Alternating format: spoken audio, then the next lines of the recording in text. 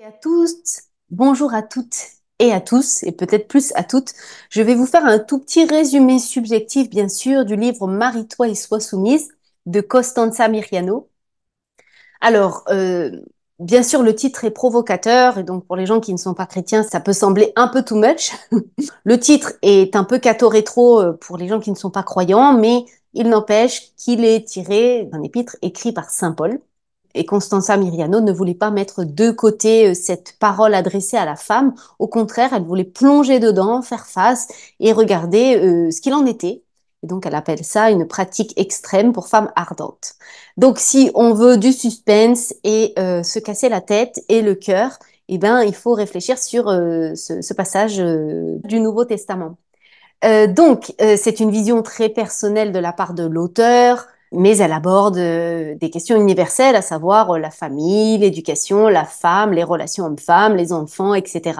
En parlant de Saint Paul, elle ressemble à un Saint Paul actuel, un Saint Paul au féminin, puisque quand même ce sont des lettres écrites au couple de son entourage pour les exhorter à aller plus loin dans l'amour et le don d'eux-mêmes. C'est très drôle parce que Saint Paul, c'est exactement ce qu'il a fait pour les églises. Elle fait pour les familles, les couples, donc les églises domestiques. Alors, c'est un livre aux multiples facettes, c'est un livre à multiples dimensions, humour, humilité, simplicité, vie ordinaire, bon sens, authenticité, vie surnaturelle. Je ne peux qu'en faire un résumé, je ne peux que vous inviter à le lire puisqu'il est beaucoup plus vaste que ce que je vais vous en dire. Elle parle donc de l'engagement qui est cette grande aventure au don de soi, qui se trouve bien sûr dans le mariage et dans la vie de famille. Pour elle, l'aventure de l'engagement, c'est l'aventure du don total de soi, et donc l'ouverture à d'autres vies que la sienne. Et c'est une aventure qui ne peut se vivre que si chacun prend sa part. Elle parle de l'homme et de la femme. Du coup, elle a écrit un livre rose pour les femmes et un livre bleu pour les hommes.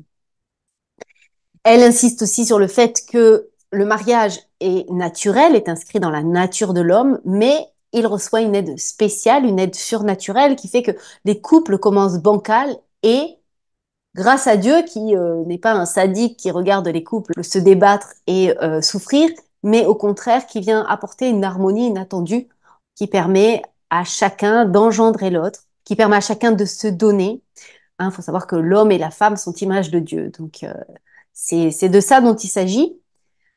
Pour elle, voilà, il faut construire à long terme, il faut quelque chose qui nous dépasse. Pour elle, il n'y a aucun sens à rester toute une vie avec la même personne si on ne donne pas la vie à des enfants, si on ne donne pas pleinement sa vie, si on reste dans un demi-don de soi et dans des obligations contractuelles et dans un égalitarisme des tâches, etc. Pour elle, quitte à être ensemble, donnons-nous, allons-y et cherchons à nous engendrer l'un l'autre. Pour elle, le mariage, c'est s'accompagner l'un l'autre vers le mystère, notre essence la plus intime, profonde et ultime, qui est dans une trace d'éternité, dans un désir de bonheur et d'absolu qu'il y a chez l'un, chez l'autre. Donc voilà, pour elle, vraiment, l'amour est un sentiment qui nous dépasse, est un sentiment violent, certes, mais il ne nous appartient pas. Et donc, il nous invite à nous donner et à nous abandonner et vraiment à dépasser la sphère de notre confort. C'est pour ça qu'elle dit souvent que la fatigue est une bonne chose, c'est qu'elle nous sort de notre confort et donc elle nous apprend à aimer. Mais je précise aussi qu'elle n'encourage pas au burn-out puisqu'elle parle de la nounou. Elle dit vive les nounous, déléguez les tâches, sortez de l'hyper-contrôle. Au contraire, acceptez l'aide, acceptez de ne pas tout contrôler, acceptez de ne pas tout faire et vive les nounous parce que le mari, il a aussi bien des choses à faire. Donc, ne prenez pas non plus votre mari pour la nounou.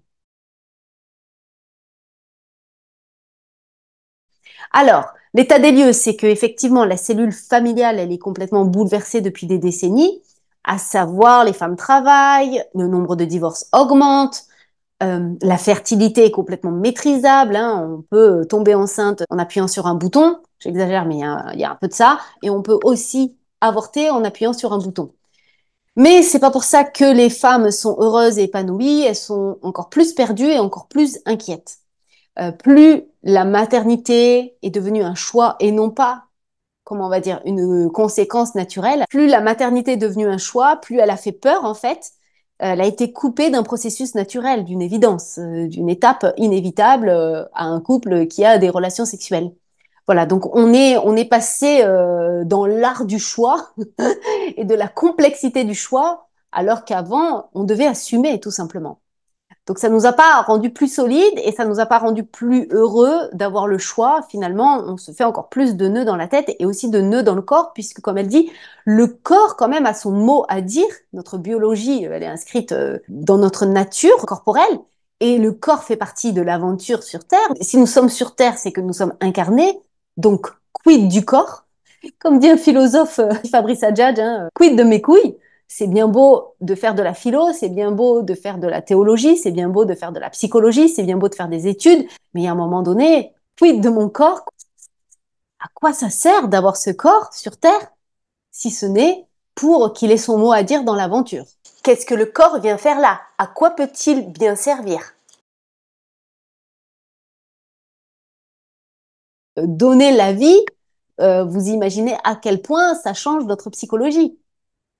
Voilà, donc le corps a son mot à dire, le corps fait partie de notre aventure humaine et à trop investir l'intellect ou je ne sais quoi, nous oublions complètement qu'il a une fonction biologique et non une fonction esthétique et que notre mental n'est pas tout puissant, etc., etc., que nous n'avons pas une maîtrise totale sur notre vie, même si on peut maîtriser certains aspects, notre corps a aussi des choses à nous dire et notre corps veut aussi vivre certaines choses. Est-ce que nous l'écoutons? Est-ce que nous l'étouffons?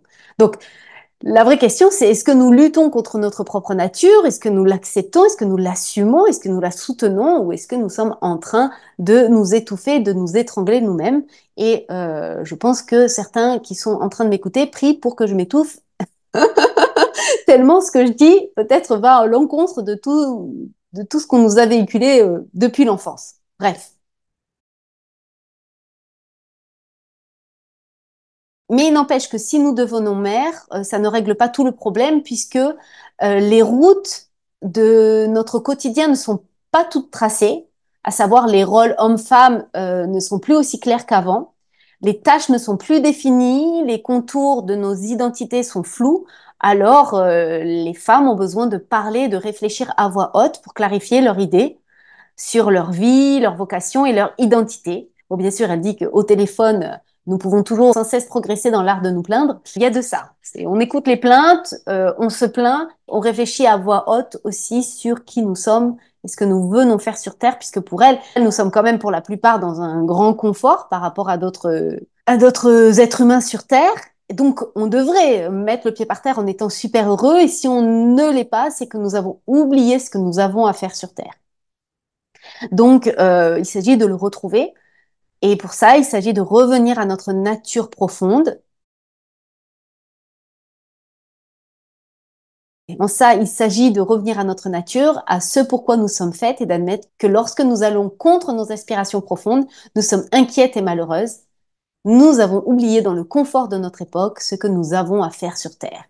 Alors selon elle, la femme doit vraiment prendre conscience que son charisme, c'est le don, et c'est elle qui rappelle à l'homme à quel point il est joyeux de se donner. Plus les femmes donnent avec joie, plus les femmes incarnent ce don joyeux qui est de s'oublier soi-même même, hein, et de penser à l'autre, plus l'homme se dit mais c'est extraordinaire, je veux faire la même chose, c'est ça le paradis.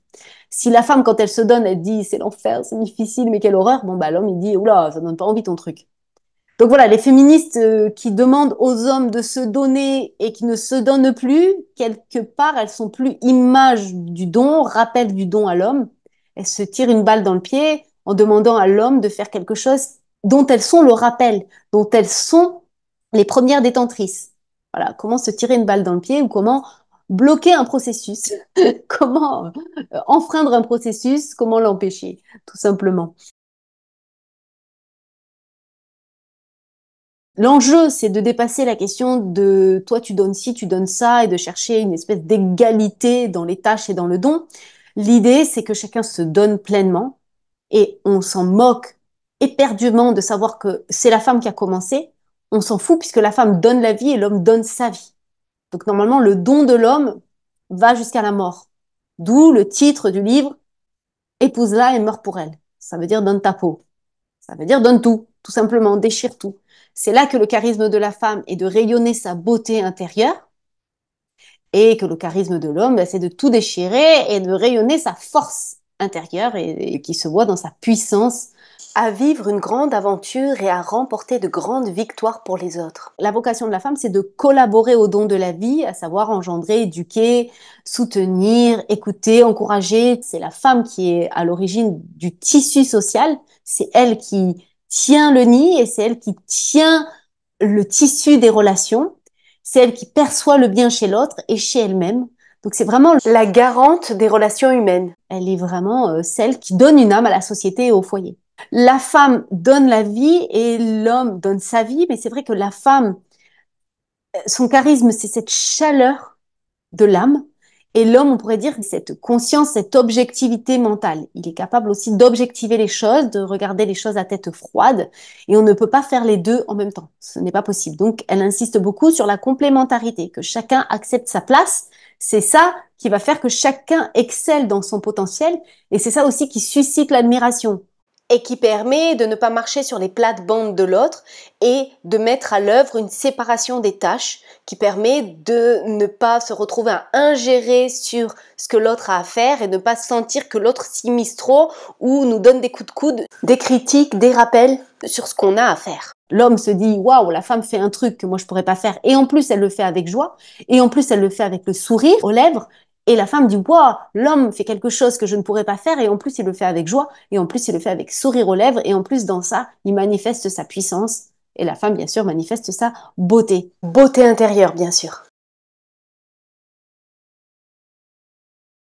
Elle rigole à deux reprises sur le fait de changer les couches des bébés en disant malheureuse que nous sommes, oh, maudite par la vie, pauvre de nous que nous sommes, nous qui aimons changer les couches de nos bébés. À vous de regarder jusqu'où en fait c'est vrai que ça nous plaît. Il faut arrêter de dire que ça nous plaît pas, il faut arrêter de demander à l'homme d'aimer ça autant que nous. Que changer les couches d'un bébé en plein cagnard comme en plein hiver, au fond de nous, ça nous plaît. Et que peut-être pour un homme, couper du bois en plein hiver et tailler les haies en plein cagnard, au fond de lui, ça lui plaît.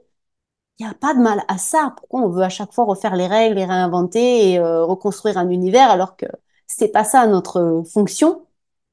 Nous avons bien mieux et bien plus grand à faire. L'homme peut penser l'univers, mais il est plus grand que l'univers. Donc, ce qui compte, ce n'est pas de refaire le monde, ce qui compte, c'est de trouver notre grandeur. Bref. À force de pouvoir maîtriser sa fertilité, la femme repousse la maternité, le grand plongeon de la maternité, elle repousse sa nature profonde, alors que la maternité est la première vocation de la femme, c'est pas la seule, mais la première. Et on peut être maternelle sans avoir d'enfant, il faut juste accepter que c'est inscrit au cœur de notre nature, ce désir de donner la vie. Et refuser ça, c'est se trahir soi-même. C'est pour ça qu'elle dit que les femmes qui avortent, il faut les entourer de beaucoup d'amour parce que le jour où elles se rendent compte qu'elles ont trahi un désir profond, il faut les entourer de beaucoup d'amour. Si elles s'en rendent pas compte, elles s'en rendent pas compte. Mais si elles s'en rendent compte, il faut les entourer de beaucoup d'amour puisque c'est une trahison ultime par rapport à notre nature profonde et notre désir, notre plus grand rêve euh, et le rêve de nos entrailles. Puisque la vocation de la femme, dans sa biologie, c'est quand même de faire une place à un autre qu'elle. Alors c'est pour 9 mois, hein, c'est pas pour plus de 9 mois, mais quand même. Voilà. Quand les femmes réalisent trop tard qu'elles n'ont peut-être pas choisi ce qu'elles voulaient, elles se rendent compte que c'est en se donnant que la femme devient vraiment elle-même et que dès qu'il y a quelqu'un à protéger, elles peuvent trouver les forces pour surmonter n'importe quelle situation personnelle difficile, voire même désastreuse. Beaucoup de ces femmes qui contribuent à différer, parfois pour de simples détails d'ordre logistique ou pratique, ce moment du plongeon dans la vraie vie, à savoir devenir mère, souffre souvent de manière inconsciente. Je vous cite aussi Claude Habib qui dit aujourd'hui, la libération liée au féminisme fait que les femmes peuvent tout être, elles ont tous les possibles, tout sauf mère. Alors que la maternité est précisément l'ouverture des possibles et pas simplement de mes possibles, mais des possibles de l'avenir parce que je donne la vie à un autre et donc à un autre temps que le mien, à une autre génération que la mienne. On prétend étendre les possibles en enlevant la maternité alors que la maternité est précisément le lieu originel de l'ouverture des possibles. Il n'y a pas d'aventure humaine s'il n'y a pas de maternité. Si vous voulez, c'est bien beau la philo, c'est bien beau la psycho, c'est bien beau les études, c'est bien beau la théologie, c'est bien beau, mais nous avons un corps, nous avons une biologie et elle participe. et elle est censée participer pleinement à notre aventure humaine. Donc, comme dit Fabrice Adjadj, quid de mes couilles? Qu'est-ce que mon corps vient me dire sur cette terre? Qu'est-ce que mon corps aussi a un mot à dire et qu'est-ce qu'il vient me dire dans cette expérience humaine? On repousse l'âge de la maternité en pensant que cela est gratuit, mais on n'a pas pensé qu'il y aurait un prix à payer. Et un prix à payer par moment qui est juste exorbitant. Et c'est admettre aussi qu'il y a une complémentarité dont la femme a besoin. On ne peut pas travailler comme un homme et être à la maison comme une femme. Et à un moment donné, la complémentarité vient nous aider à nous épanouir dans un potentiel. Vouloir tout tenir ensemble, c'est plus compliqué. Après, bien sûr, vous allez me dire, il y a des mamans solo, mais elles peuvent le dire, c'est quand même pas facile. Hein, je pense qu'on peut leur donner une médaille, c'est pas facile. C'est plus difficile. Donc à la question est-ce que maman travaille ou pas, elle ne répond pas du tout frontalement. Elle rappelle que la première question c'est qu'est-ce qui est le mieux pour la famille, sachant que le sacrifice est toujours lié à ce qui est le mieux pour la famille. Chercher le meilleur pour la famille et l'ensemble de la famille et chaque membre de la famille. Donc c'est la vraie question à se poser. En vérité, l'homme et la femme sont soumis au bien de la famille, doivent viser le bien de toute la famille. Et donc, la soumission est à cet endroit-là et le sacrifice est à cet endroit-là. Ensuite, elle insiste beaucoup sur le fait que la femme n'est pas parfaite. Nous ne sommes pas parfaites. C'est pas parce que notre vocation, c'est pas parce que nous sommes sentinelles de l'invisible que nous précédons l'homme dans le don que nous sommes parfaites. Elle rigole beaucoup d'elle-même. Elle dit, oh là là, je donne une médaille à mon mari qui m'a supportée dans des moments où j'étais insupportable, qui me passe bien des caprices, qui n'a rien vu alors que j'étais habillée comme un sac après mon deuxième accouchement alors que j'étais habillée comme un sac à un mariage après mon deuxième accouchement. Je n'ai pas de goût vestimentaire, elle rigole beaucoup d'elle-même. Je prodigue des conseils à ceux qui m'en demandent pas, mes enfants me subissent. Heureusement, mes amis prennent mes conseils comme une marque d'affection, mais non comme une marque de pertinence. Elle rigole vraiment d'elle-même pour dire je suis pas parfaite. Elle dit en moyenne une fois par an un enfant s'étouffe avec le noyau d'une olive, puis elle décline toutes les boulettes qu'elle peut faire en tant que mère. C'est soulageant, c'est anti-culpabilisant, c'est génial. C'est déculpabilisant, c'est génial. Et puis elle appuie vraiment sur le fait que la femme a des tentations, à savoir, elle progresse sans cesse dans l'art de se plaindre, elle décortique des problèmes inexistants, elle a aujourd'hui comme l'homme une quête d'autonomie et de suffisance personnelle, elle fait des caprices émotionnels parce qu'elle est prise dans des tourbillons émotionnels de petite fille, rêve affectivement mais elle ne connaît pas la réalité de l'amour. La femme peut être dans l'hyper-contrôle, surtout dans une société matérialiste. Elle dit plus on a de matériel, plus on tombe dans l'hyper-contrôle en fait. Elle peut être, depuis la chute, en recherche de domination sur l'homme, voire chercher une certaine vengeance. Vous voyez, on a de quoi balayer à notre porte. Voilà, donc elle dit que les femmes ont tout intérêt à sortir de la logique de domination, d'affirmation de soi, de choisir ce qu'elles veulent être, à savoir, mais vouloir être autre chose que ce que nous sommes dans notre nature profonde, sortir de la toute-puissance des sentiments et des émotions, à savoir, je suis mes émotions, je me laisse porter au gré du vent de mes émotions. Elle dit, ça mène nulle part, c'est la tentation d'Ève, de la pomme, c'est la tentation d'Ève. Pour elle, la pomme, c'est je mords dans la pomme, je choisis qui je suis, donc je vais au-delà de ma nature, c'est moi qui définis autre chose que la nature qui m'est donnée, et puis je suis mes émotions, mes sensations, mes sentiments. Voilà. Elle insiste aussi beaucoup sur le fait que quand on tombe dans l'hyper-contrôle, de vouloir en faire beaucoup pour sa famille, pour ses enfants, pour son mari, il faut oser déléguer, lever le pied et oser appeler une nounou. Et elle dit, vive les nounous, il en faudrait dans chaque domicile, etc., etc. Elle a 4 enfants, donc je pense qu'elle sait ce qu'elle dit. Et puis, elle insiste beaucoup sur le fait que comme par hasard, le mari n'entend pas les pleurs de bébé la nuit. Comme par hasard, quand bébé a plus de 42 fièvres, c'est maman qui est là à côté, alors que papa est en déplacement. Enfin, elle insiste beaucoup sur le fait que la vie nous met face à ce que nous sommes venus faire en tant que femmes, au lieu de dire oh pourquoi c'est fait ainsi, comme par hasard le destin est contre moi, le destin fait des caprices, etc. Elle dit ben non en fait c'est comme ça, c'est dans la nature, donc c'est nous qui sommes là, donc c'est à nous de le faire et nous pouvons le faire, etc., etc. Voilà. Mais je le répète, c'est pas pour ça qu'on ne cherche pas une aide, etc., etc. Mais il y a un moment donné, au lieu de progresser justement, comme elle dit, dans l'art de se plaindre, nous pouvons aussi nous dire, je suis là, c'est à ma portée, c'est dans ma nature, je m'en réjouis. Quand je change la couche de mon bébé, peut-être que ça a un goût de mon rêve d'enfance quand je changeais les couches de mes poupées, etc., etc.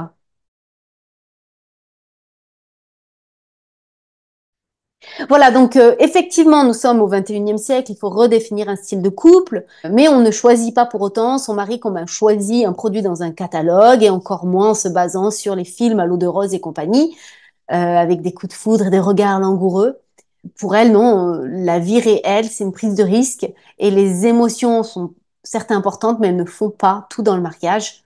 L'engagement dans le mariage, c'est un engagement choisi et responsable qui va bien au-delà de la petite amourette. On existe en relation avec quelqu'un, la femme a besoin de l'homme, elle ne peut pas se passer de lui si elle veut trouver son identité.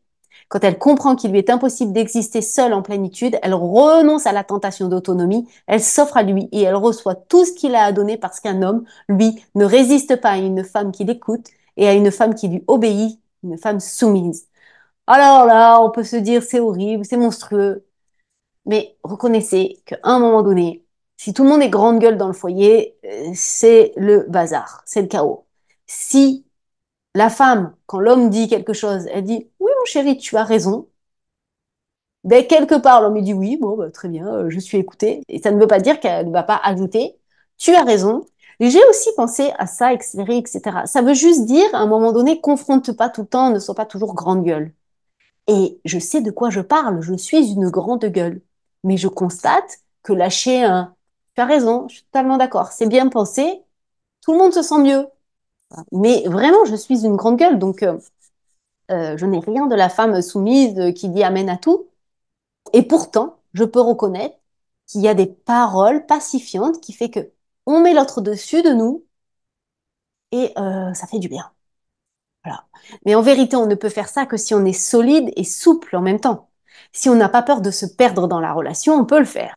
J'admets ce que tu dis, superbe, et souvent, on peut leur reconnaître qu'ils sont moins dans l'émotion, donc, il y a des choses où ils sont plus clairs que nous, et sur ça, nous devons nous appuyer sur leur discernement. Et en même temps, par moments, ils sont tellement moins dans les émotions qu'ils n'ont pas tous les paramètres. Donc, nous, on dit oui, parce que ce que tu dis est plus objectif, mais en même temps, tu n'as pas tous les paramètres du vivant, et je t'en rajoute. Et dans ça, il y a la complémentarité homme-femme, tout simplement. Bon, je vous le dis à ma sauce, elle ne le dit pas du tout comme ça, mais je vous le dis à ma sauce, et je vous le dis vraiment, je suis une grande gueule. Hein. La preuve, j'ai une chaîne YouTube, je parle, je suis loin de me taire. Voilà. C'est vraiment trouver le sens dans cette différence homme-femme qui est une complémentarité normalement impeccable, même si elle est abrupte par moment. Mais si on accepte qu'il y a quelque chose à comprendre dans cette complémentarité, vraiment, ça permet de dégager une harmonie. Mais si on est en lutte avec cette complémentarité qui est liée à nos natures profondes, on ne peut pas saisir la profondeur des choses et en dégager une harmonie. Donc voilà, cesser de résister, admettre que les choses sont faites comme ça et qu'est-ce que je fais du réel. C'est vraiment ça son approche. Et dans le livre, elle écrit des lettres à différents couples. Et je dois reconnaître que moi-même, quand je regarde les couples de mon entourage, il y a vraiment une complémentarité, elle est impeccable. Voilà, donc des fois on se prend beaucoup la tête, mais si on recule un petit peu, on voit que les choses elles sont bien faites, tout simplement. Et ceux qui sont en couple sont ceux qui acceptent cette complémentarité et cette étrangeté de l'autre. Puisque l'autre me complète, c'est forcément qu'il est étrange, c'est forcément qu'il est de l'autre galaxie, c'est forcément qu'il est d'une autre planète et qu'il est de l'autre côté de la galaxie. Voilà. Par exemple, elle écrit à sa copine, elle dit, lui, c'est un maniaque du complot. Il pourrait te parler pendant des heures des rouages secrets qui font tourner le monde. Et toi, tu as du mal à te souvenir de ce que tu as fait hier. Mais sur les choses fondamentales, il est tel que tu l'avais souhaité. Voilà. C'est magnifique. Et elle insiste beaucoup sur la complémentarité qui n'est pas de remplir des obligations contractuelles ou de trouver une égalité des tâches, mais qui est plutôt d'accueillir les limites de l'autre et aussi les forces de l'autre. Et dans ça se dégage une complémentarité et une harmonie. Elle dit à une amie, les choses ne seront pas faites quand tu le veux, ni comme tu le veux, mais elles seront faites. On insiste beaucoup sur le fait que le mariage est en fait excitant, le fait de ne pas pouvoir se quitter et du coup de trouver des solutions ensemble. Elle dit, il n'y a rien de plus fou, il n'y a rien de plus créatif, il n'y a rien de plus excitant.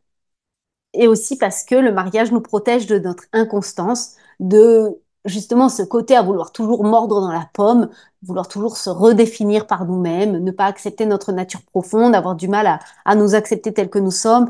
Elle le dit pas comme ça, mais je vais essayer de le traduire comme ça. Elle dit que le mariage nous protège de nos inconstances. C'est un exosquelette. Elle le dit comme ça. Le couple est un exosquelette qui nous protège. Il nous préserve de notre inconstance. Et c'est en ça qu'il nous fait du bien. Parce que notre tentation, c'est quoi? C'est de mordre la pomme. Alors, la pomme, c'est vraiment le symbole qu'on a donné au péché, mais je l'utilise quand même parce que je trouve que ça reste un symbole parlant. Euh, Notre tentation, c'est quoi? C'est de nous redéfinir par nous-mêmes, à savoir lutter contre notre nature. C'est très dur de dire, bon, ben, je suis tel que je suis et je le reçois, super, mon Dieu. Hein, on a toujours envie de se réinventer, de se recréer, de redécider ce que nous sommes, au lieu d'obéir à notre nature profonde et de la recevoir comme une grâce et comme un cadeau. Et aussi cette tentation de suivre nos émotions, nos sentiments. Je rigole souvent, hein, les gens, quand je les accompagne, ils se concentrent trop sur ce qu'ils ressentent et pas assez sur l'essentiel des choses. Et ça, forcément, ça rend très, très malheureux. Et ensuite, concernant la soumission, ben, c'est d'admettre que la femme ne gouverne pas par le haut, mais par le bas, et que c'est ceux qui portent le monde, et elle porte le monde dans ses entrailles, qui changent les choses. Vraiment faire ce travail de fond qui embrasse les entrailles du monde et porté par le bas. Et pour ça, effectivement, il faut être solide, il faut être souple. Et pour faire ça, eh bien, il faut reconnaître que la parité, c'est donner une égale dignité à l'homme et à la femme, mais de reconnaître aussi qu'ils ont deux identités différentes. Et la femme, en ça, elle peut servir, non pas être servante, mais servir par amour, à savoir porter le monde par le bas, en ayant une âme large, accueillante, rayonnante. Voilà, la soumission permet juste de dire c'est toi mon amour qui dit les choses et qui donne le cap et moi j'accepte que c'est toi qui donne une direction. Je sors souvent cet exemple. La Vierge Marie, elle porte quand même le Messie, mais c'est Saint Joseph qui dit on suit l'étoile, on doit aller là. Tout simplement.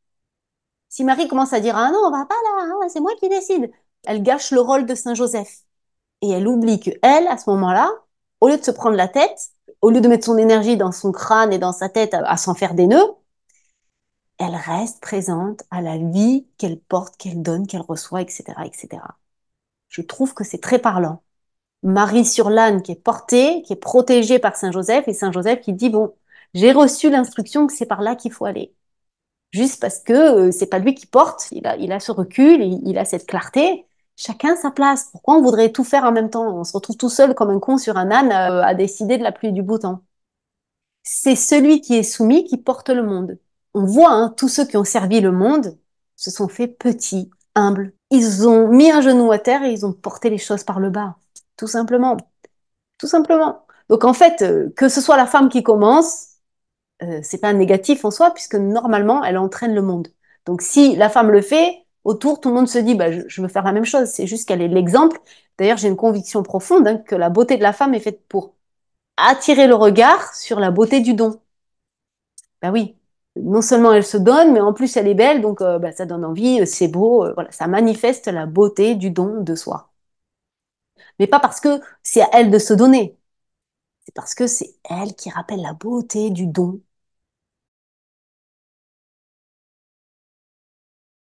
Mais c'est sûr que si on est encore dans la peur d'être écrasé, d'être humilié, d'être bafoué, on peut pas se dire ben, je me donne, je connais mes forces, je connais mes faiblesses et je ne vais pas me perdre dans le don. Ça, c'est vrai que ça demande un travail en amont. On ne peut pas se donner si notre identité est trop faible au risque de se perdre. Ça, c'est sûr, on ne peut pas. Donc voilà, il y a un travail à faire de construction intérieure. C'est pour ça que dans mon approche préparation affective, je parle d'abord de bien se construire pour pouvoir se donner. Mais c'est sûr que se donner, si on ne sait pas qui on est, il y a un moment donné, on va se perdre. Ça, c'est sûr.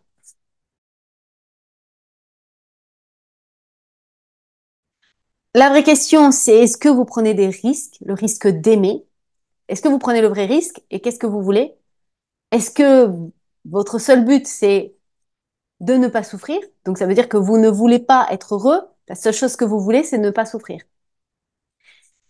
Parce que le risque, c'est quoi? C'est d'exposer vos vies, d'exposer votre vulnérabilité. On est encore plus vulnérable à se donner dans un couple et à se donner dans le foyer. On est encore plus vulnérable. Mais à vaincre sans péril, on triomphe sans gloire. Moins on a de peine, moins on a de souffrance. Hein. C'est-à-dire que joie et croix vont de pair. Si vous voulez plus de joie, vous allez avoir plus de croix. Voilà, l'idée n'est pas de chercher à combler ses besoins ni à combler les besoins de l'autre. L'idée est de s'engendrer l'un à l'autre. Elle dit à un ami, arrête de te prendre la tête avec ta vie professionnelle. Soit tu romps et tu pars faire le boulot de tes rêves, soit il y a un moment donné, tu gardes ton boulot et tu apprends à aimer ta femme et tes enfants. La mauvaise humeur est le luxe des générations qui n'ont pas le problème de la subsistance. Voilà, la fatigue pour elle n'est pas un obstacle, c'est un autre nom de l'amour. Ce n'est pas quelque chose qui frustre l'amour, mais qui le fait grandir. Dans la fatigue, l'amour ne se consume pas, il croît. C'est vrai que la fatigue, si nos forces sont jetées dans ce qu'il y a de plus important pour nous, elle nous prouve à quel point le don est possible.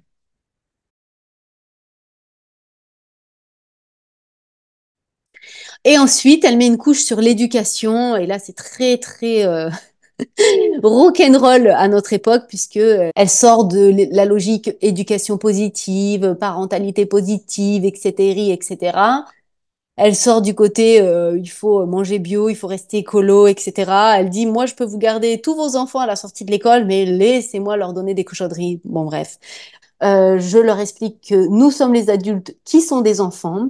Je vais vous citer, ce sera mieux. Elle dit à ses enfants, si cela peut vous éviter d'aller chez le psychanalyste quand vous serez grands, les enfants, nous allons vous dire nous-mêmes pourquoi nous passons notre temps à vous gronder.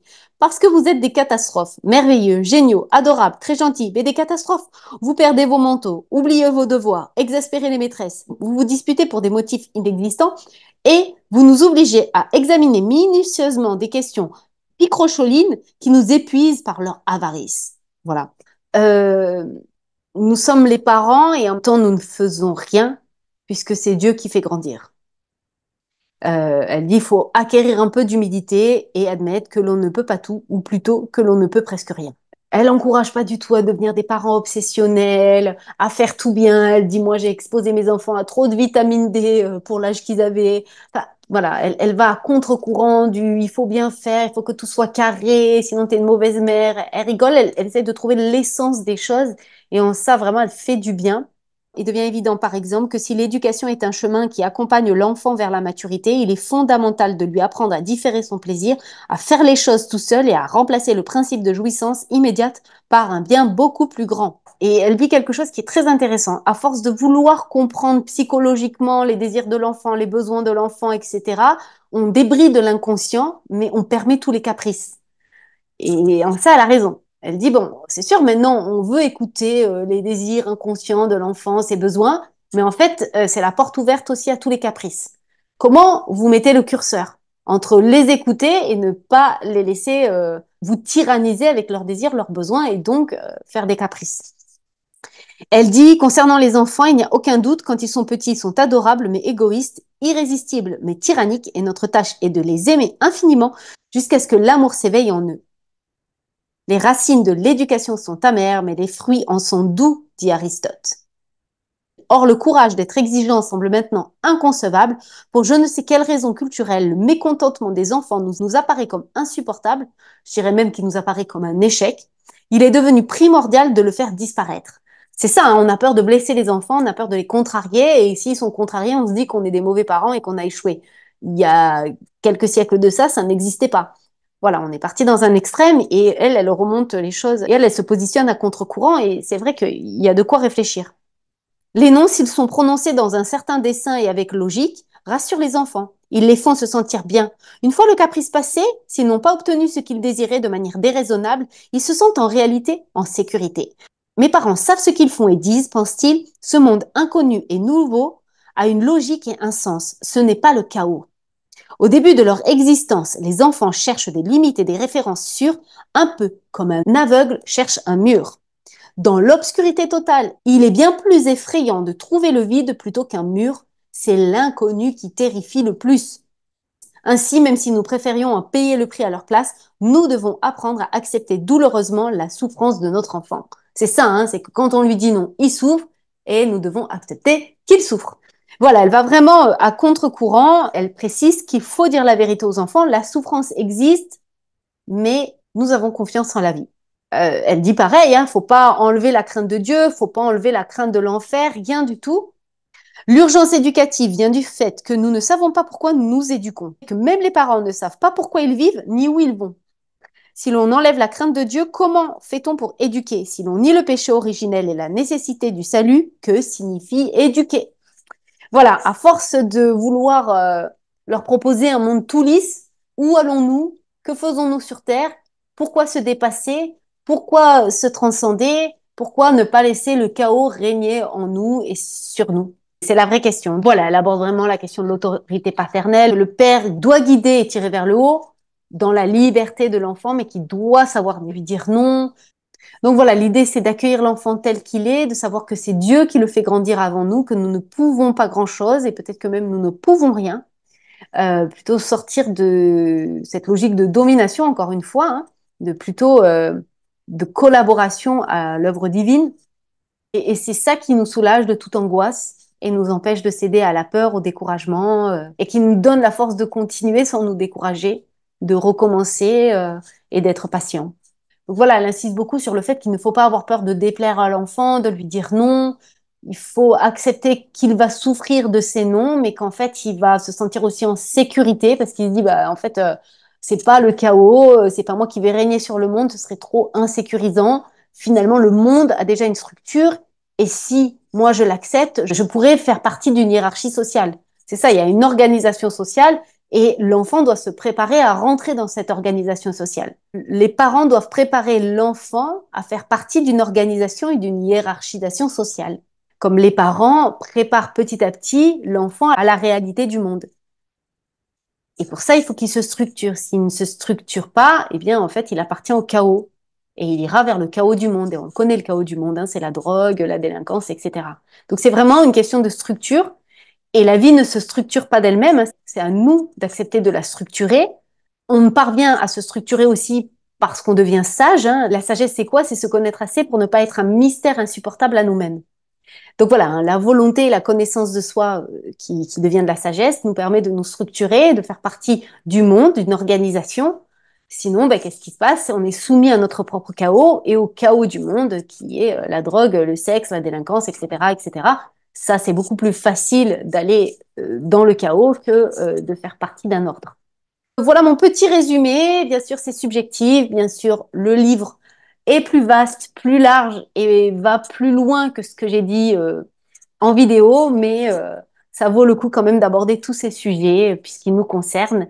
Donc voilà, j'ai fait part un peu de mon ressenti sur ce livre et de ce qu'il m'a apporté. J'essaierai de faire aussi une vidéo sur le livre suivant, Épouse-la et meurs pour elle, sachant qu'elle s'adresse plutôt aux hommes, mais elle a osé écrire sur la vocation de l'homme, donc j'essaierai aussi de faire un résumé de ce deuxième tome de Costanza Miriano.